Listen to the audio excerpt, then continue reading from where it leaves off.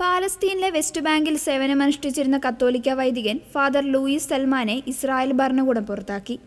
Visa പുതുക്കി നൽകാൻ Israel വിസമ്മതിച്ചതിനെ തുടർന്ന് അദ്ദേഹം കഴിഞ്ഞ തിങ്കളാഴ്ച പാലസ്തീൻ വിട്ട് തന്റെ ജന്മനാടായ ജോർദാനിലേക്ക് മടങ്ങി. ബെത്ലഹേമിന് സമീപമുള്ള ബെയ്റ്റ് സഹറൂവിലെ ഷെപ്പേർഡ് ഫീൽഡിൽ ശുശ്രൂഷ ചെയ്തിരുന്ന ഫാദർ സൽമാൻ ക്രിസ്തീയ സമൂഹത്തിന് ഏറെ പ്രിയപ്പെട്ടതായിരുന്നു. ഫാദർ സൽമാന്റെ വിസ പുതുക്കാത്തതിന് പിന്നിൽ അദ്ദേഹം ഫേസ്ബുക്കിൽ പങ്കുവച്ച ചില രാഷ്ട്രീയ പരാമർശങ്ങളാണെന്ന് ജെറുസലേമിലെ ലാറ്റിൻ പാത്രിയാർക്കീസിന്റെ വികാരി ജനറൽ മോൺസിഞ്ഞോർ വില്യം ഷോമേലി വ്യക്തമാക്കി. ഈ പോസ്റ്റുകൾ ജനങ്ങളെ പ്രകോപിപ്പിക്കുന്നതാണെന്ന് ഇസ്രായേൽ ഇന്റലിജൻസ് വിഭാഗമായ ഷബാക് വിലയിരുത്തുകയായിരുന്നു.